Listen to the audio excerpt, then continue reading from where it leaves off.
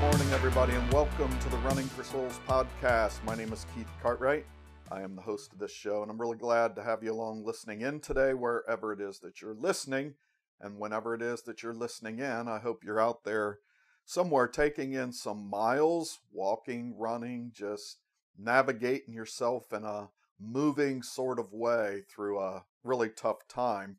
I am currently, as part of my little Running for Souls journey, I am currently participating in the Great Virtual Race Across Tennessee. This started, I guess, last weekend, May 1st, so today I believe is day 12 of this race, and I am very tiredly about 116 miles along in that race, averaging a little over 10 miles a day. And doing that while trying to nurse a back and hip injury through physical therapy. So most of these miles are walking, but that just makes the day a little longer, the miles a little slower, but no less tiring, I assure you that. And I'm doing all of this to bring some awareness to my partnership with Running4Soles, who collects shoes and clothes and provides them to not only here at home, but to developing countries, to moms for the most part, so they can start small businesses selling the shoes and the clothes that we no longer need to folks in their community who do need them. And then these moms are making money in their small business to help support their kids, to get them education, to get them food and shelter. And so it's a really awesome opportunity, especially for runners who, like me right now, I'll go through a few pairs of shoes this summer, but there will be a lot of wear left for them, a lot of wear left in them for folks around the world who maybe aren't using them to run, but just using them to get through day-to-day travels in their community, and they become a real valuable commodity to folks trying to work their way out of poverty. And I say I'm running for souls because I believe poverty has a finish line. And I believe that because of my work with Running4Soles. I went to Honduras with them last summer. It was life-changing. And so here I am now running virtually across the great state of Tennessee. You can check out and learn more about this race and the work I'm doing through Running4Soles at running4soles.com. Running the number 4 souls, SOLES.com, and just check it out. And there's opportunities for you to support this journey. Later this week, I'm going to be announcing a venture I've got trying to bring kids into this race this summer. Not so much running, but maybe earning $1, sending it to Running4Soles. And I have this hope of collecting a big collection of $1 bills that I'll take to Running4Soles at the end of this race to really help kids see that too often I think we don't get involved and we don't give because we think, well, what I have is too little. And I think that's really easy for our kids to believe, that they're too young or they're too little to make a difference in this world. But my hope is to collect a whole lot of dollar bills from a whole lot of them so they can see that collectively we can come together and make a difference in this world. With that said, my guest today on this show, Stephanie Northway, she really embodies a whole lot of what I'm talking about in terms of making a difference in the world. She takes on some really big challenges that you're going to hear about today, but she really does it with a heart for making a difference in people's lives, and that she is doing. Stephanie had some races planned this summer, and as all of you runners know, almost all races have been canceled. There's no almost about it. All of them have been canceled. I came across this story of hers, how her 7-year-old son helped her map out a 100-mile race in her backyard to kind of make up for one that had been canceled. And it's really turned into a summer of, or a spring of, getting creative about races. I'm going to let you listen to her talk about this creativity and this partnership between her and her 7-year-old son. It's a beautiful story. I'm excited to share it with you. And so with that, I'm going to turn you over to my conversation with Stephanie Northway. Well, I want to welcome Stephanie Northway to the Running for Souls podcast. So welcome, Stephanie. Hi. Well, I guess I should say, and you're well aware of this, we're going to talk about that. So we're in a period for runners where there's not a lot of racing going on right now. So you either have to just run for the sake of running, or like you can get creative and come up with your own races. So I know I first came across you on Facebook somehow when I caught wind of your first of three 100-mile races in April. At the time it was just one, and I thought this was crazy. And And then you're you like, went whoa. then you went on to prove me wrong, because you managed to find a way to get crazier with these 100-mile races. Why don't you tell me about this? We'll end up talking about all three of them, but tell me about this first 100-mile race you did. Tell us about it, how that came about, and tell Yeah. me about that race. So it all started because my races had been canceled. It was kind of just going through the motions. Like one race started getting canceled after another. And one of the races I was going to do in March was a 100-mile race in Tennessee. I've run it a couple times. Good race, good people. And I was really looking forward to it because I had been practicing a lot. The last few months to run like a much faster 100. I did like a trial run before that as a faster 100, and I was super excited. And then I get the news it was canceled. I was like, oh, great. Like, what am I going to do? And I was upset at first about races getting canceled, and then school shutting down, the school closing, not shutting down. And then thinking, okay, so no school for me, no school for my son. I mean, doing stuff at home, but and I thought, okay, well, how can I make this? I want to keep running. I want to do a race, official or not, so unofficial. And then, okay, how can I keep his interest? And my son loves math. And that's when I got the idea, okay, well, let's do a race at home. And then he came up, well, you could run a marathon in the backyard. I'm like, well, I want to do more than a marathon. Let's find out, like, let's measure it out. So we had the tape measure, our watches. We measured out the distance in the backyard, and that's kind of how it started. I'm like, all right, we're gonna do this. And then I saw a lady, again, met somebody on Facebook. I don't even know really how. She had a post, I think, on like the Ultra Runner Facebook group, that she was making medals for people who had races canceled and they want to do their own like unofficial race, and she was going to make medals for people. So I messaged her, and then that kind of sparked it, like, oh, Harry's going to design a medal now. And then we're going to get Kim to make the medal. And then that's when it started. Like, then it came out that she made the medal. And then like, okay, you know what, I'm going to run the race. I'm going to run it in my backyard anyway. And I did. And then it started to get cold outside. It started to get dark. I finished the rest of the miles inside that first time, but most of it was done in the backyard. So it was fun too, because normally, like during a 100-mile race, sometimes I fly out of state by myself and do it. So then I'm with like friends. But normally, if we travel together as a family, like I don't see them until the end of the race. The race is over, and then it's like, all right, I'll text you guys when I'm close to the finish line, or sometimes throw in a text here and there, like, this is the worst decision I've ever made. My husband's going, yeah, no, you're fine, keep going. So it was nice to see them for like the entire time, minus when they were sleeping, but it was nice to be able to like hang out and do things like that as a family. It was fun. 100 miles in your backyard. How many laps around your backyard was that? All right, it was 2,500 laps for the 100 miles in my backyard. I did 70 in the backyard, 30 in the house. But yeah, then my son figured this out, like mental math. We're going, okay, if it takes 25 laps for 1 mile, then we need to do this many laps for a marathon and this many laps for a 100 miles. So, And Harry is your 7-year-old son, right?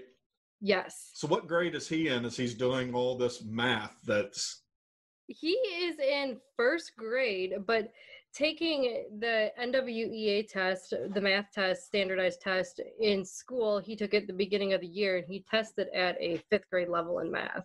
All of this math he does is just like, okay, he just thinks it, like, just spits it out in his head. Like, whoa.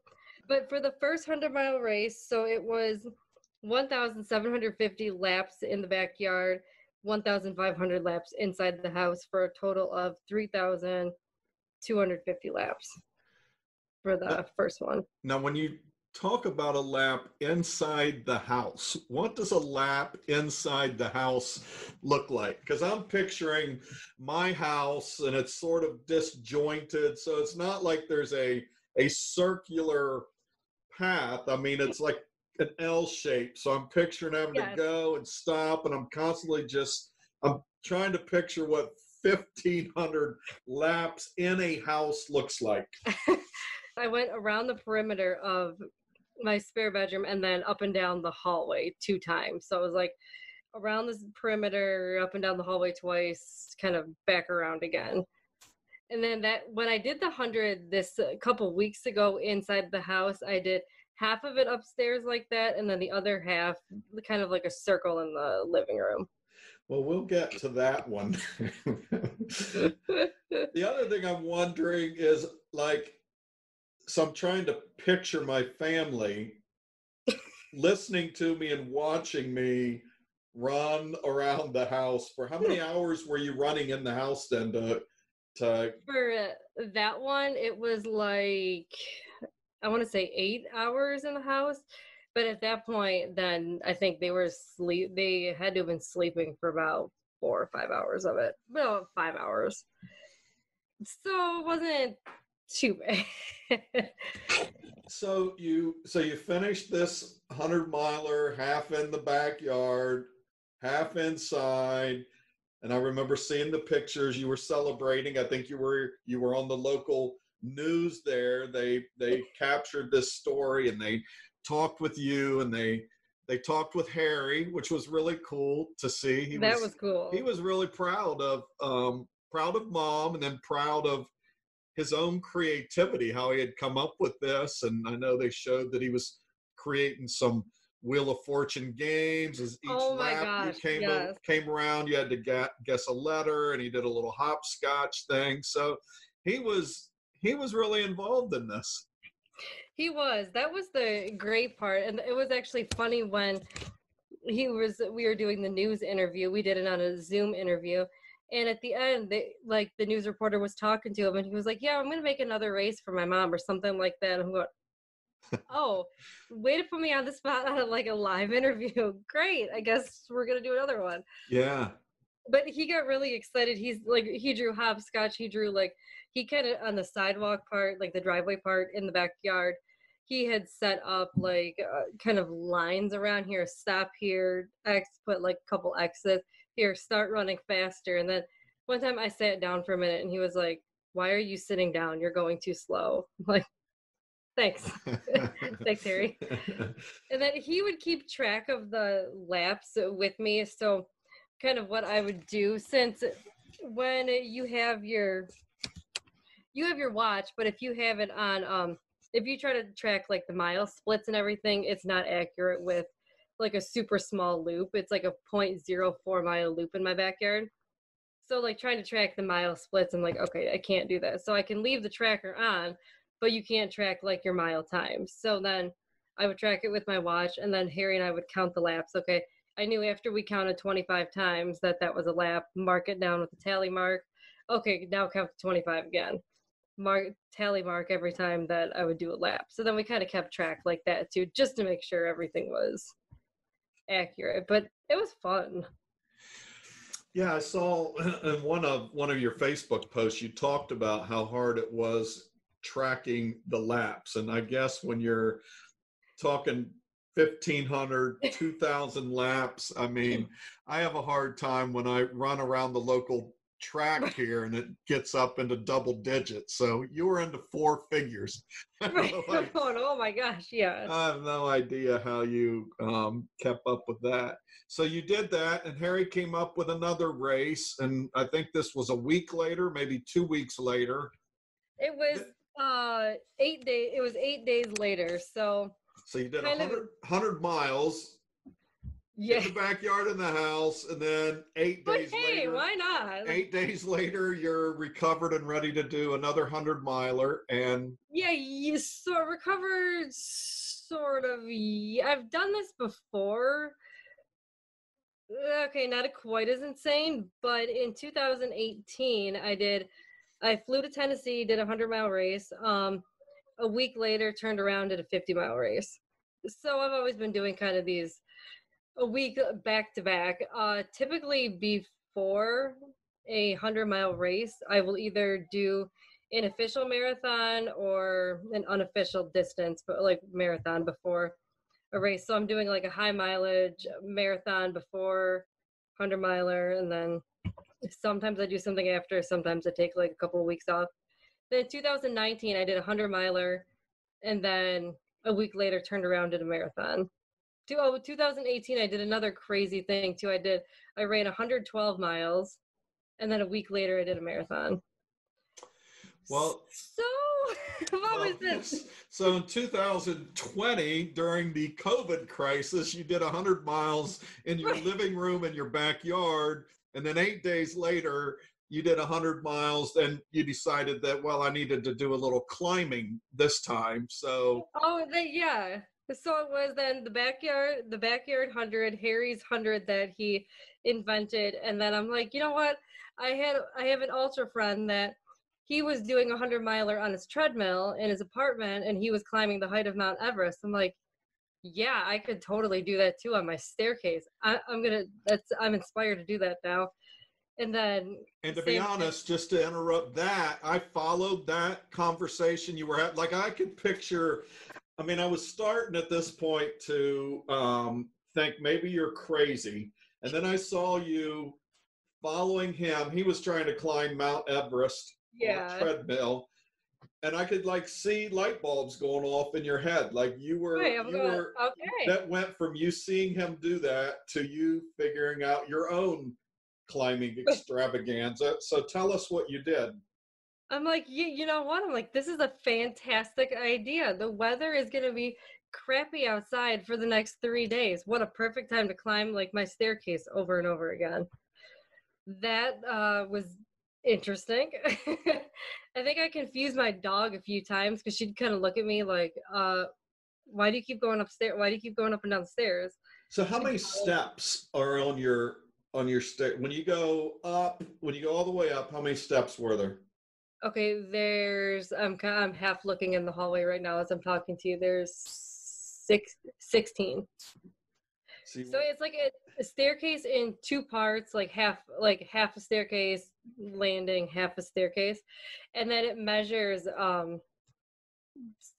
6 feet, 6 feet, 12 feet total. So then I got a new watch and I checked, like I have an altitude meter, and I'm going, yes, my measurements are accurate because it shows that I climbed 12 feet when I looked at the altitude meter. So that was cool. It was a total of 2,420 flights of stairs. Now, so you went up like, and down 2,420 times. yes. And then I finished, I tracked it on a number chart paper. So every 10 flights, I would check it off too, just to make sure. Sometimes indoor small loops aren't accurate. I always make sure, like, manually track something just in case, because good old fashioned pen and paper does the job too. But the funny thing was, we have a porch upstairs, and there's a family room addition attached to my house. So there's like a lower portion of the roof, and the porch upstairs, you can kind of climb out and go onto the roof. I'm like, yeah, you know what I'm gonna do is I'm gonna finish on top of my roof. When I finally finish the last flight of stairs, I'm gonna walk out to my Mount Everest. And then I had messaged the ultra runner Michael. I'm like, he's like, that is a fantastic idea. I'm like, bad influence. And then my son, he's like, yeah, you need to do that. And then here's my husband taking the pictures. so so we've got a local park here, Yeah. and I've been hurt, getting better, but before I did, Yeah. there's an amphitheater at the park, and so there's a big set of steps. So I've been running these steps because I've been trying to run more trail races with elevation. Nice. I live in a very flat town, and so I've had to find ways to get elevation. So this amphitheater has 169 steps on it, and I'd worked my way up to doing that 30 times. I think it was like 2,000 feet of elevation gain. But so here's what I want to ask you, because I mean, like, I'd be 20 into it, and I'm thinking, oh my God, I gotta do this 10 more times. But you're like 20 in, and you're thinking, oh my God, I've got to do this 2,400 more times. And so listening to you now and sort of reading your post on Facebook, you always just sound very, very positive. You always have all this. But tell me, at some point climbing them steps, like, the mind game started to get with you too. Just tell me. Oh, it does. And how did you deal with, I mean, 2,400 times up and down your steps in your house. I can't imagine. That's like mind game torture for me. How did you deal with that? No, it was like there was a few moments too where like I got frustrated in the evening. I think it was the first evening, Thursday evening, and I got frustrated, and I'm like, my son's doing piano lessons downstairs. And I'm like, okay, great. I'm making a whole bunch of noise on the staircase. And then I got mad about something else, like school's being closed. And I'm like, man, I really miss my class right now. I really miss Harry's class, like him being in school. And like, I really miss this. And I'm like, this is terrible. Then I just sat at the top of the stairs, kind of have like my pouty moments. If people have paced me during hundreds before, they've definitely seen those moments where I'm like, I hate everything. And it's like, you really don't. But in that moment when you're frustrated, like, wow, I still have this much more to go. And I even felt that like the backyard hundreds, they were a lot of fun. The 100 inside the house was a lot of fun.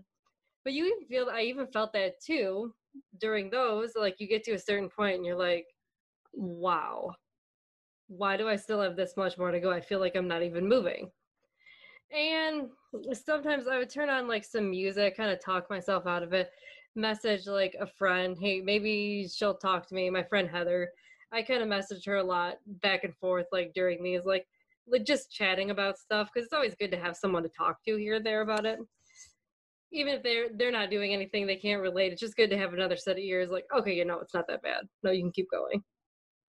But you do. Like, I've learned one thing about running is that I will keep going no matter how bad it is. People have seen this before with me. During some of like the worst points, there's several funny pictures of me during hundreds where I'm like slumped over in a chair, half asleep, and then it's like, nope, she got right back up and she started moving 5 minutes later. So I will keep going. How did you get here? I mean, how did you become this person who runs 100-mile races, who has a 100-mile race canceled and decides, well, I'm going to do this in my backyard, who sees somebody climbing Mount Everest on their treadmill and you say, well, I'm going to do that on the stairs in my house? Because I mean, I've never run 100 miles, but I've run far enough. I walked 20 miles last weekend, which is enough for me to know, holy cow, running 100 miles. How did you get there? What made you this person that's suddenly out there tackling these? I mean, we can joke and say it's really crazy, but it's really also a very awesome accomplishment. I mean, that's a lot of strength and Thank you. Determination. I'm just curious how you got here. It goes back. I started running marathons October 2015. One of the medals is in the picture here with me. When I started running marathons, October 2015, after like an 8-year hiatus of not running at all. I went from not running at all in about 8 years to, you know what, like, I need to get off the couch and do something. My son was 2 years old. My dog needed to lose weight, and that's kind of how I started. I said, I'm going to train I've always wanted to run a marathon. And my husband's like, okay, do it. Just go out there and do it. I said, okay, well, I need to train. I went from nothing to 8 months later running nothing to running a marathon. My first like comeback race was July 2015. I did my first half marathon. And I'm like, that's not enough. Then my first marathon, October 2015, the Detroit Marathon. And I will say to this day, the Detroit Marathon is by far my favorite race ever. Probably because every year I go back to it, and I'm really hoping things are okay that we can go back and run by fall. But it's like, yeah, every year I go back to it, it's like kind of nostalgic. My second marathon. So after people usually run a marathon. It's like, well, okay, one and done, or you get the bug and you're like, I need to run another one. And then immediately after my first marathon, though, I start looking up races again. I'm like, I got to do another one. A month later, I do my second marathon. I meet one of my good runner friends. His name is Bruce. Bruce, to this day, he's on like marathon 650 or something crazy like that. But I meet him at my second marathon. He was like, you look like you could run an ultra. I'm like, I just met you. And I asked him, I was like, well, what number are you on? And it was like 500 something at that point.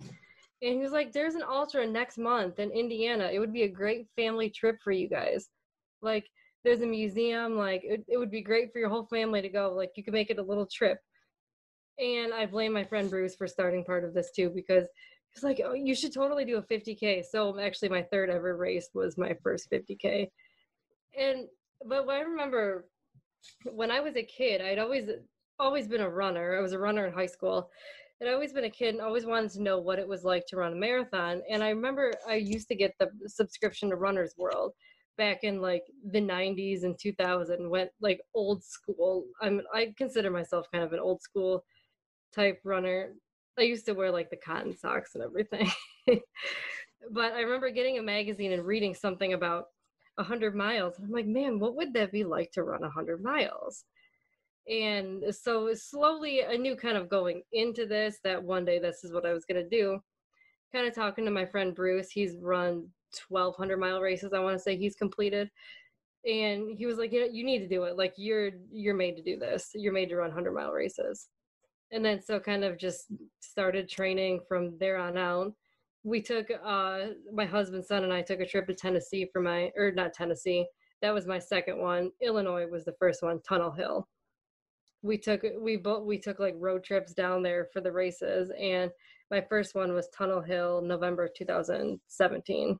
And then that's kind of when the 100-mile bug hit me. I'm like, I love this. Like, I don't know what about not liking it. I love it because you hate it, but you love it at the same time. It's kind of hard to describe like that because there's parts like, I remember mile 80 is always the worst mile, no matter what. Even the ones at home, mile 80 is the worst because you're like, I'm almost there, but I still have 20 miles to go. How could I possibly have 20 miles to go? And I remember that during the first 100, mile 80, Tunnel Hill, it had been dark. It had gotten dark about 4:30 there, and it was 4:30 in the afternoon. And mile 80, it was still dark outside. And I remember like stopping by a bridge, kind of like a little overpass on the trail. And I'm going, I need to see the sun. And I passed somebody on the trail and they're like, the sun's going to come up soon. I'm like, no, I need to see it like right now. And they're like, I can't fix that for you. I was like, just leave me alone. I'm fine. I'm going to be fine. What have you learned about yourself running these 100-mile races? I have learned that you can keep going long after you think you can't. You can apply that to life. A 100-mile race is kind of like, I would describe it as like life. You go, there's the good, there's the bad parts, there's the ugly parts, there's like the really, really good moments, there's the finish line. But it kind of describes life. There's up and downs. No, you're going to have a really big high, you're going to have a really big low during those races. You just have to learn how to keep moving. And I think that's sometimes where, like, if you've never done a 100-mile race before, you don't know where to expect. You don't know what to expect. So I guess, and going through some of the stuff that I've gone through in life, I could kind of take that like, okay, I know what to expect. Like, it's going to be bad sometimes. But as long as you keep moving, you're going to get to the finish line no matter what you do. You just keep putting one foot in front of the other. you'll get yourself to the finish line. And that's kind of what I've learned too. No matter what I do, no matter how bad it gets during those races, if you just keep going, the finish line's going to be there no matter what. And that was like, it was more like monumental when I did my second 100-mile race, because I did it the first time, Illinois, and then going down to Pistol in Tennessee for my second one. And getting to the finish line, those last 2.5 miles, it was like, I cannot believe I did it again for the second time. And I got my first 100-mile PR at that one. And it was like, the whole shock was, I couldn't believe that I was doing it for a second time. And I'm walking next to an aid station volunteer. He was like, I'll walk with you the last 2.5 miles. He's wearing a leprechaun suit. The race was in March over St. Patrick's Day weekend, and he was wearing a leprechaun suit. And then I was like, I feel like I'm imagining this whole thing. But then we get to the parking lot about a half mile from the finish, and I see my car pull up. I'm like, there's Scott and Harry. So he runs over to my car. He gets them, make sure they take a picture. I give this aid station volunteer my phone. They all took pictures. And for some reason, the second finish was probably the best finish. Because I couldn't believe, okay, I did it the first time. I knew how bad it was. It was good, but it gets bad at some points. And then I couldn't believe I did it again, but I was doing better the second time than I did the first time.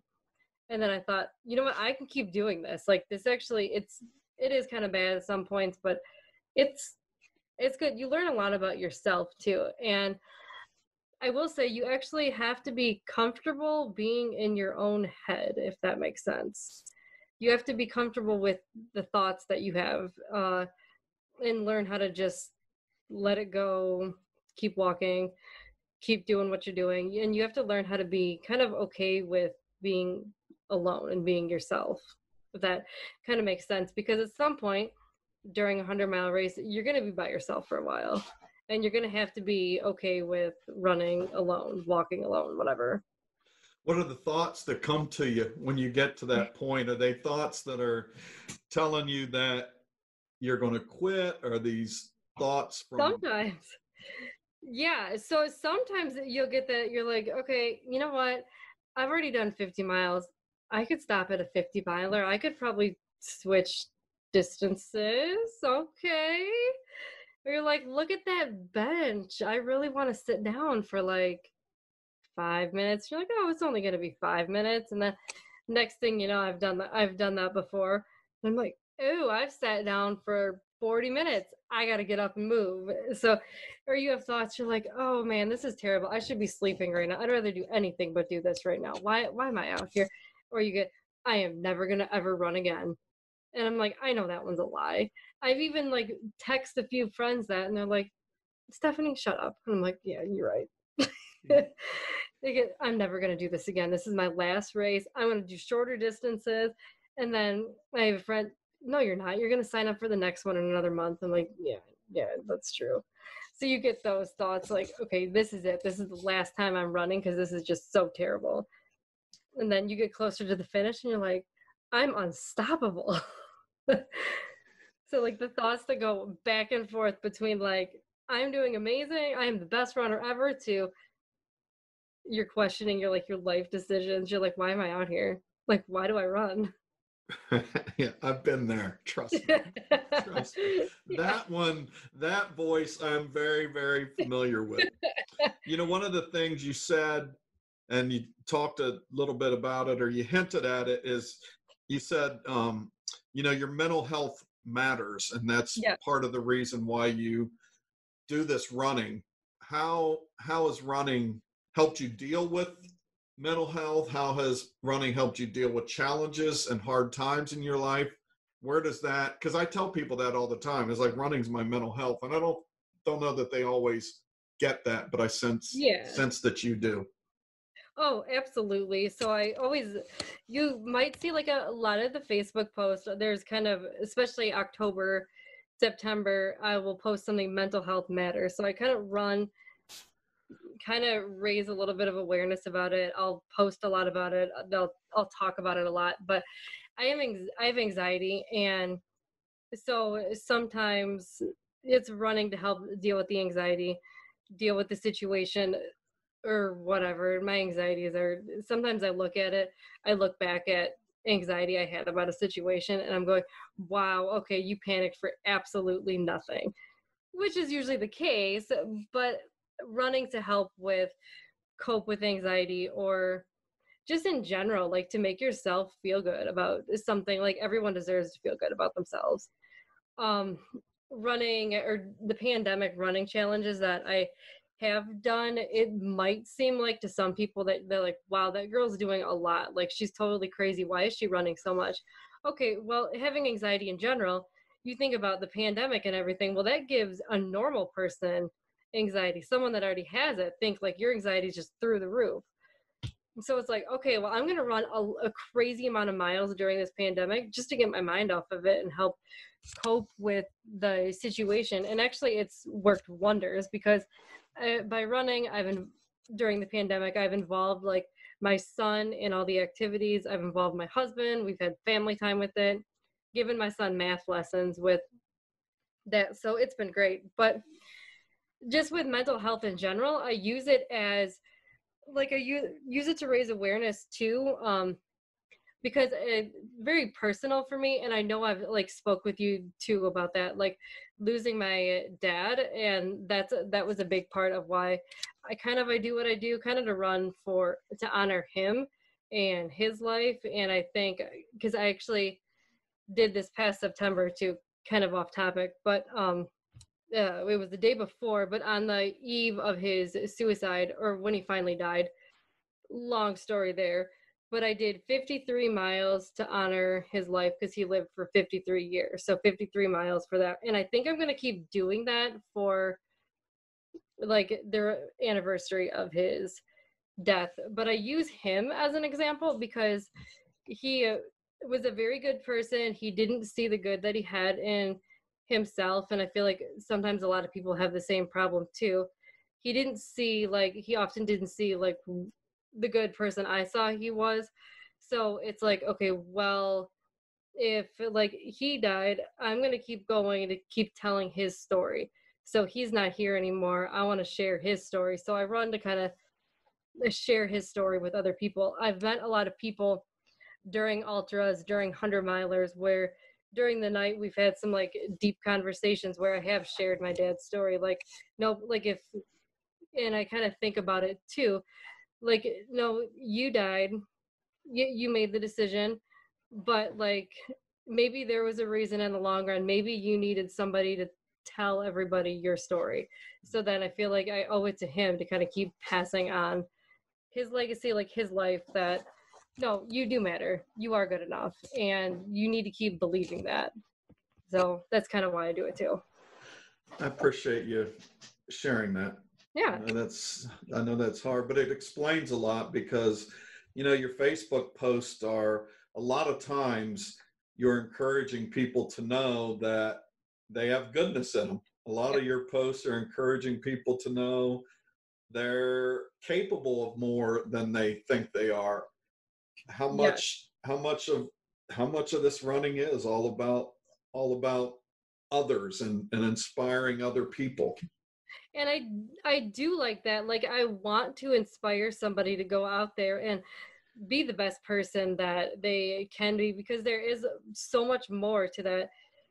Because I look at my dad, I look at what he went through. He was a recovering alcoholic, struggled with sobriety for quite a long time, finally like started drinking for the last time, and let himself go like that. So he died from drinking himself to death and landed himself in the hospital in a coma, and then finally died suicide. But so I look at like he saw the good in himself for quite a long time, but then started drinking again and just kind of slipped away. And I look, okay, he was capable of so much more. He was a very talented person. He was a very funny person. He was a very smart person. He could do anything, but he didn't see it in himself. So I'm like, no, that's not going to happen. Like, I want to show other people, like, no, you are the good things that you are. You're the good things that you think you are. You can do the things that you want to do. I've gotten down on myself in slumps before too. I kind of had a slump after he died, kind of really hard on myself, not doing a whole lot, and then kind of, I don't know, not made bad decisions, but just didn't really like do much. Well, I can't do anything. So I stopped running. That was one of the reasons I stopped running for so long. And then thinking about it later on when my son was 2, so Harry's never met my dad, obviously. Neither has my husband. But Harry was 2, and I kind of mentioned things to my husband. Okay, well, yeah, I want to run again. And he was like, okay, go out there and do it. Like, kind of like, what are you waiting for? And so then I started running again, and it was like, no, I really missed this. Okay. And then that was kind of my mission too. Okay, well, I'm going to show people that they can do anything. They can start from nothing and be this person that they want to be. Like, you don't need to let anything stop you necessarily. Like,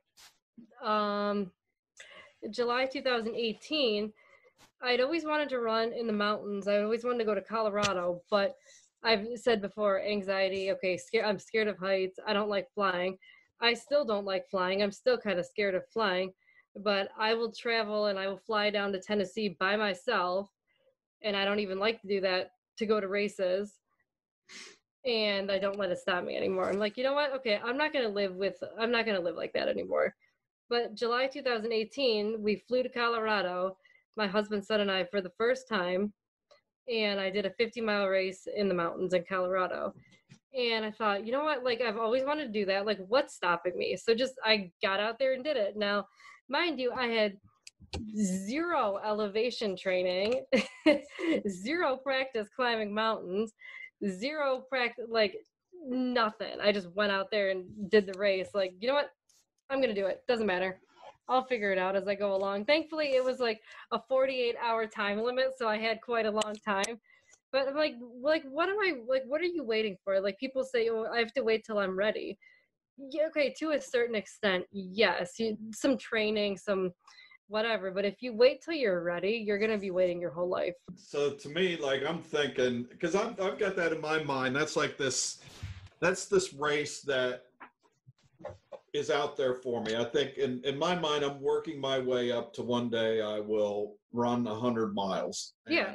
That's sort of, you've got there. I mean, you got there 3 times in April. So I'm wondering, like, where's your mind going now? You're clearly very creative when it comes to thinking up the next challenge, but is there a distance out there? Is there a race out there? Is there a bucket list out there for Stephanie that keeps her kind of charged up and chasing?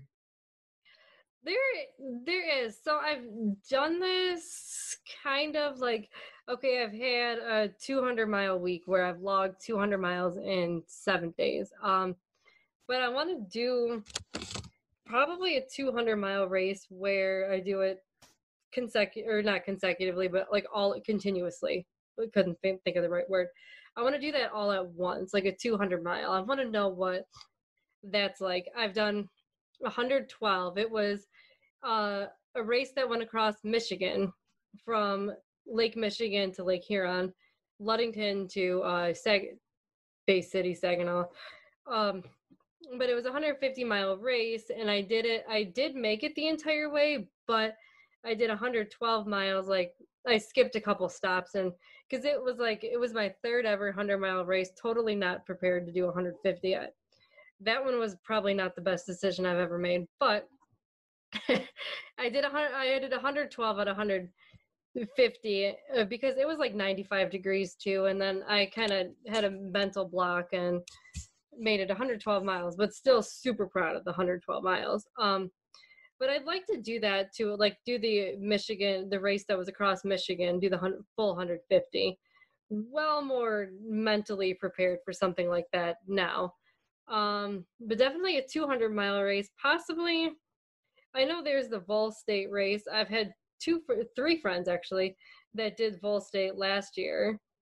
I don't know if I would actually do that race, but I'd like to do probably 300 miles. And then there's always that 90s song, like the I will walk 500 miles. Every time I hear that song, I'm like, yes, I have to do 500 miles. But something big like that. I'd like to do something big. As if climbing up and down your steps 2,400 times Right. But as isn't if that big. wasn't enough. What do you think Harry's chances are of turning into a crazy runner? Does he watch you, and does this really get him fired up to stay active and keep moving? Oh, for sure. Like today, for an example, we did we had to get my husband's car to pick it up. There was something he needed fixed on it. So we decided it's a really great day. We're gonna walk the 6.5 miles to the dealership. Like he went one way to the dealership to get his car. Like we kind of stopped at the halfway point, turned, and then Harry and I and our dog finished up like and walked to the park. It was 6.5 miles each to the park to the dealership, and then my husband drove up to the park and met us up there. But today my son did 10 miles on his bike. The most he's ever done was 13 miles on his bike before. And then the most walking, it wasn't like all at once. He did 12 miles walking. But that was like over the course of like 10 hours, not all at once. It was like little bits here and there. We were working on the North Country Trail that day. Yeah, well, he was in the news story. He is clearly proud of his mom. He is. clearly But loves. I like it. Yeah, he makes a lot of pictures for the races. The second 100-mile race, he had made a painting, and he was waiting at the finish line with the painting. And there's one of the professional photographers got a good picture of him with the painting. But he makes like some really cool like awards and stuff on his own. And then that's when we were doing like the pandemic challenges. I still have another one for Mother's Day I'm doing too, by the way. He made a medal for it. It's in the mail on its way here. But I thought when I met this lady, and I'm like, oh great, like Harry loves to draw. He likes to make pictures when I run. Well, he can make these cool pictures and get them made into a medal. So of course he was super proud about that too. Like, wow, my drawings are now made into like wooden medals. And the third 100-mile race I did at home, he had a picture made into a belt buckle too. So that was super cool. All right. Well, I can't just leave it there now that we've talked about you running 300-mile races just outside or inside your house in April. So what is this Mother's Day challenge you're going to take on? So then it started last year. I did a Mother's Day Ultra Challenge too and did 40 miles at our old house. I ran laps around the block and then on my treadmill. And I thought, okay, I need to keep the Mother's Day Ultra Challenge going now. So I'm I say just like it's okay, 50 miles is 50 miles. It's still a lot. But we're going to do a backyard 50 miler. Not anything like that's okay, that's still kind of crazy. So I guess. Yes. Right, either way you put it, it still sounds crazy. So 50, a backyard 50. So it won't be as nearly as many laps. I figure start early in the morning, and then Harry said he wanted to run with me. Now I had him the other day running in the backyard. He had his watch on, and he's like, he turns the watch and he's like, yeah, I'm going a 7-minute pace right now. I'm like, I'll see you later. I can't run that fast. He's like, yeah, I'll run with you at the backyard. We're going to run this fast. Like, yeah, okay. I don't know how accurate that is, but okay. Well, you kind of don't fit the mold of a lot of mothers on Mother's Day. A lot of mothers would on Mother's Day want to be pampered and just kind of sit back and get the day off and, get some gifts and get celebrated. You want to spend the day running 50 miles in your backyard. Like, let's run.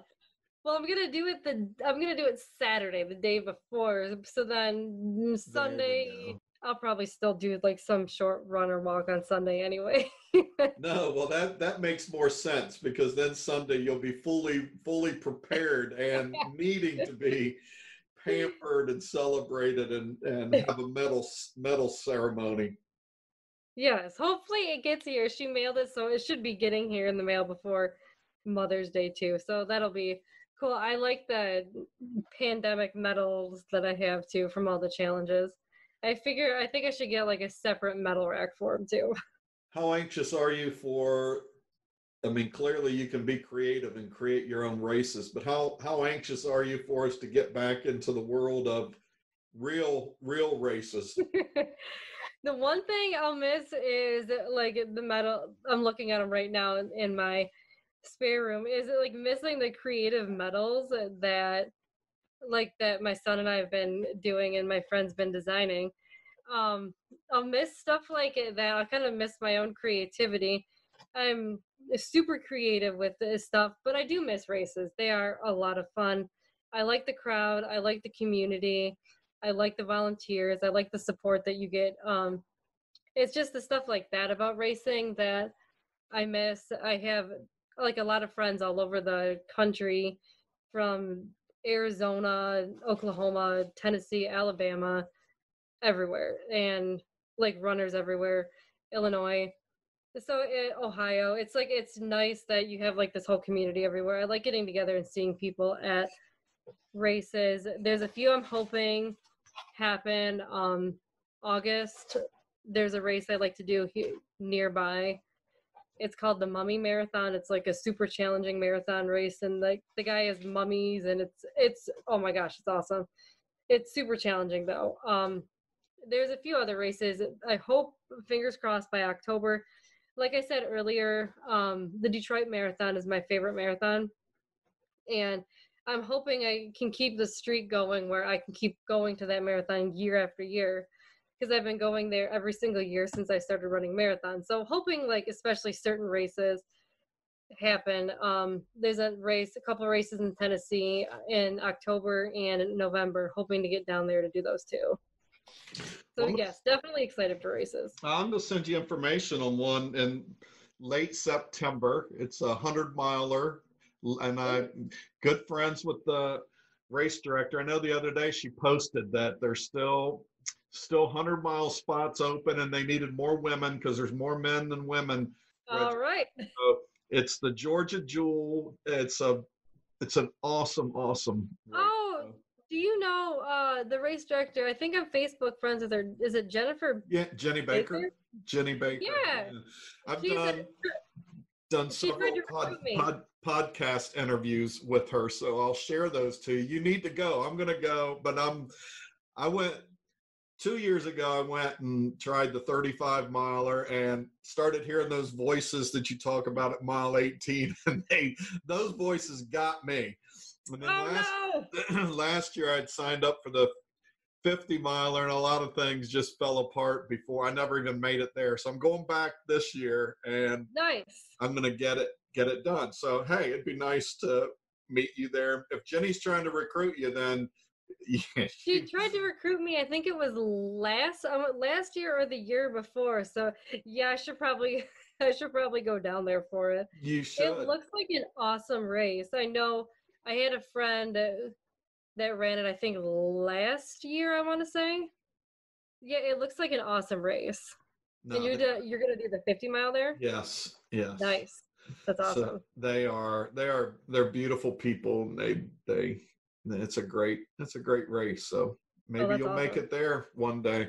Well, before I let you go, what one thing I've noticed around here lately is that with this pandemic and running, and I live in a small town, so you kind of know everybody. Well, I didn't know everybody because I'm seeing people now getting out and running and moving that I never saw before. So people who are kind of just starting this running thing, and maybe they're starting to have their own dreams of running further, what advice would you give them, or what would you tell them? What I would tell them is like, absolutely, like you can absolutely do it. Don't ever think that you can't do a distance. Say like you're just starting off and you're like, man, I want to run a marathon someday. You can absolutely do it. I will say your limitations that you think you have are only in your imagination. I know I think I have that quote on my profile picture. Your limitations are only in your imagination, because really you can do anything. What's stopping you? It's all in your head. It's all in your mind. You want to go out there and do it. go out there and do something great. It's definitely possible. I will say that to other people, like, you are possible. Don't let anyone ever think that you can't, because you can. And you can absolutely do anything that you want to do. All you have to do is keep moving forward. You can use that quote with a lot of stuff. Anything that happens in life, just keep moving forward. I got that actually tattooed on my wrist 9 years ago, kind of going through a tough time before, met my husband and everything. It was like a year before I got the tattoo that said keep moving forward on my wrist. And it's proved to be some definite value. I've actually had to look at that during a 100-mile race before I looked down. Okay, yep, got to keep going. That's what my tattoo says. But yeah, keep moving forward. Anything happens, just keep moving forward. Keep going. Because you're going to get where you need to go eventually. You just have to keep going. Even when it's bad, even when it's kind of like the sucky parts of running or in life too, just keep moving forward. Well, I have definitely appreciated this time. I've appreciated getting to know you and your story through Facebook, and you've made that mark on me that you are a keep moving forward person. I appreciate you sharing some Thank you. parts of your life tonight that have clearly been really hard. So I'm proud of you that you keep moving forward, and I hope a lot of people will continue to listen to this and follow you, because I think we're all together right now in a hard time, and I think we need to come together on this common idea of keep moving forward. I've said I would never get a tattoo, but maybe that's what I need. Maybe that's what's holding me back from 50 miles and 100 miles. I don't have the tattoo, but yeah, I have the tattoo. I have actually 2 of them like that. After my first marathon, I got a tattoo of the shoes that I wore on my arm. So my shoes that I wore for my first marathon, I'll forever remember that pair of shoes, color and everything. And it says, keep on. That's another thing. Keep on. Like, keep on moving, no matter what. So I guess I have it on there twice. So yes, maybe that's the message I have. Just keep moving forward. well, anybody, I'll just finish with this. Anybody who can keep walking up and down their stairs almost 2,500 times, they live that tattoo. They have found a way to keep moving on, keep going. So absolutely. Hey, Stephanie, I appreciate you taking time and sharing your story tonight. I look forward to continuing to be your friend, following you, and seeing the impact you're going to continue to keep making on your family, and especially that little son of yours. He's really lucky to be able to see these things you're doing, and getting to catch some of that heart you have for life. So it's you're good. Happy Mother's Day to you. Thank you. You've I been appreciate a perfect mom to talk to. So I hope it's a great weekend. Oh, thank you very much. I appreciate it. All right. Well, keep going. All right, keep going, because I know you will. Absolutely. Stephanie, have a great night. Thank you very much. Thank you. Well, I hope you all enjoyed my conversation with Stephanie. I hope you're all motivated just a little bit more now to keep moving forward. I love, and that's really what my running journey is. It's just this ongoing parallel between the lessons in running that can be applied to living a meaningful life. I love how she talks about living a life where we just focus on keep moving forward. I think she's lived a life that's required her to every day make that choice to keep moving forward. It's clearly helped her in these 100-mile races where over and over she's challenged to just keep moving forward. Like I told her, I've never run 100 miles. The furthest I've ever run is 37 miles. That's plenty far enough for me to know just what it takes for somebody to say, keep moving forward all the way through 100 miles. It's enough for me to know how many opportunities there are in that race to be challenged to quit and to say, no, I'm not going to quit.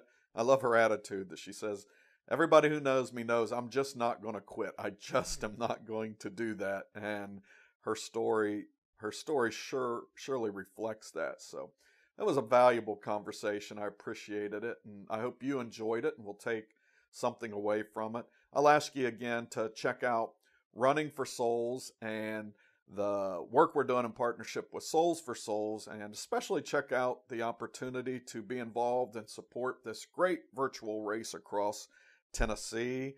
The goal is 2,000 kilometers. I guess that's a little over 1,200 miles between May 1st and August 31st. That's 4 months, averaging over 300 miles a month. My biggest miles month ever was 170 miles. I'm 12 days into the month of May. I'm up to 116 miles. Definitely going to shatter that 170 and possibly by the end of the month hit that 300-mile mark. All driven by this belief that poverty has a finish line. I absolutely believe it. Souls4Soles helps me believe it. Running this race to draw your attention and everybody's attention to the work that Souls4Soles does. So I hope you'll take some time, go check out running4soles.com, running the number 4 SOLES.com, and just join in this movement, this journey with me, however you see fit. I hope you all have a great day, and remember, in the words of Stephanie Northway, just keep moving forward. You don't have to have that tattooed on there, but I am thinking about it. You all have a great day.